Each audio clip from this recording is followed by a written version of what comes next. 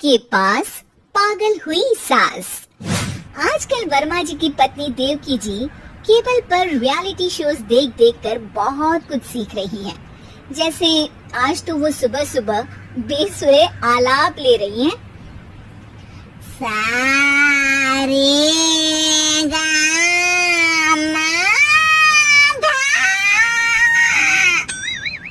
माँ जी, सारे गामा पाधा नीसा होता है। अरे वो तो सब गाते हैं, ये मेरा स्टाइल है। आवाज तो कम कर लीजिए माँ जी, पर्दे फट जाएंगे कान के। ये कहो कि पर्दों में आग लग जाएगी। देखना, मेरी आवाज सुन के जज आग लगा देगी, आग लगा देगी, तू तो आग लगा देगी, ऐसा बोलेंगे। सरिता वहाँ से परेशान होकर चली जाती है और सास रियाज जारी रखती है। सारे गाओ, सारे नाचो। तभी बाबूजी दुकान से लौटते हैं। अरे देवकी, क्यों तानसेन बनी हुई है? कान से खून निकालोगी क्या? अरे क्या हुआ, रियाज तो करने दो मुझे। इसको रियाज बोलते हैं? ऐसा लग रहा है जैसे घोड़े ही हिला रहे हैं। घोड़े पे बैठ के ही बम्बई जाऊंगी मैं तो, जब जज साहब कहेंगे कि देवकी तुम मुंबई आ रही हो। जज साहब, वो अदालत वाले? अरे नहीं नहीं, बड़े लोग हैं, आप नहीं जानते हैं। ओ मैं तो छोड़ चली अपना ये देश, बम्बई मुझे प्यारा लगे। गाना गाती हुई देवकी चली जाती है और बाबूजी अपनी सरफिरी पत्नी की इस संगीत प्रेम की चर्चा करने बहू के पास चले जाते हैं। अरे सरिता बेटा, सुनो तो, ये तेरी सास को क्या हुआ है बेटा? सुबह तो अच्छा भला छोड़कर गया था इसे। सिंगर बनेगी अब वो। सिंगिंग रियलिटी शो में जाने की सुबह से तैयारियां चल रही हैं इनकी।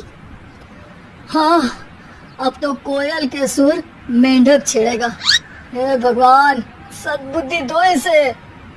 इधर बाबूजी भगवान को कहते हैं और उधर राधा रानी प्रकट हो जाती हैं, देवकी की मोहल्ले की सबसे पक्की दोस्त। क्यों रे देवकी, काहे इतना गला फाड़ रही है?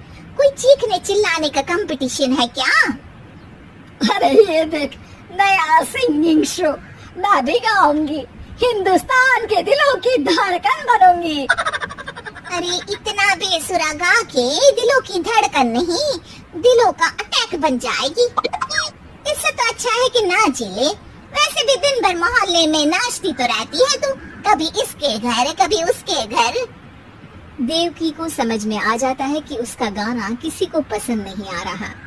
अगले दिन सरिता देखती है कि सास पैरों में घुंघरू बांध के नाच रही है। अरे माँ जी, क्या मंजलिका बनी हुई है आज आप? अरे नाचने दे बहू, जब तक है जान जाने जहां मैं नाचूंगी। अरे माँ जी, अभी जान निकल जाएगी, इतनी जोर से नाचेंगी तो। अरे अरे, क्या कर रही हो? अरे दिख नहीं रहा, डांस कर रही हूँ। अरे जैसी तुम्हारी हरकत है, तुमको तो नागिन डांस करना चाहिए। वो भी करूंगी, भांगड़ा भी करूंगी, देखना। जज मुझे देख के स्टैंडिंग ओवेशन देंगे। हाँ, स्टैंडिंग ओवेशन तो देंगे, ताकि खड़े होकर वहाँ से भाग सके तुम्हारा डांस देखकर। अरे कुछ ढंग की चीज करो, ये रोज क्या नया शुरू कर देती हो? सास को लगता है कि उसका डांस का सीन भी बिगड़ गया।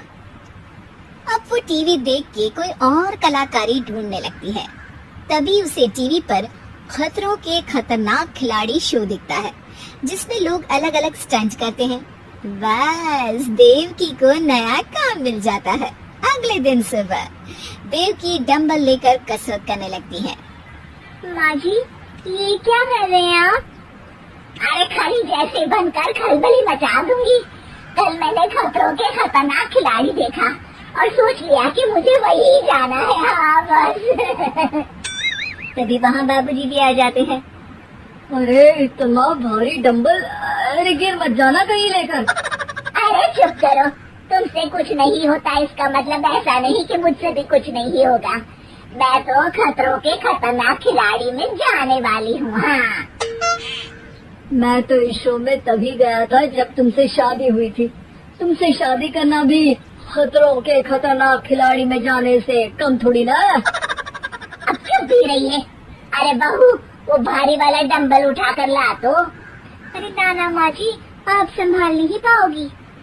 अरे मैंने टीवी में देखा था, एक आदमी कार उठा लेता है, इतना तो मैं उठा ही सकती हूँ ना। बहू घबराते हुए भारी वाले डंबल माँ के हाथ में दे देती है। जैसे ही माँ दोनों हाथ ऊपर करती है, पूरे शरीर का बैलेंस बिगड़ जाता है और वो पीछे की तरफ गिर जाती है। डंबल जाकर टीवी में लगता है और टीवी फूट जाती है। माँ जी, उठिए माँ जी। बाबूजी बहुत तेज हंसने लगते हैं। बाबा बाबा, टीवी और बीवी दो टेंशन थे मेरे, आज एक कम हो ही गया। बहू भी सास को उठाते उठाते इस बात पर ताली बजाकर हंसने लगती है और देवकी फिर से गिर जाती है। और इस बार देवकी भी अपनी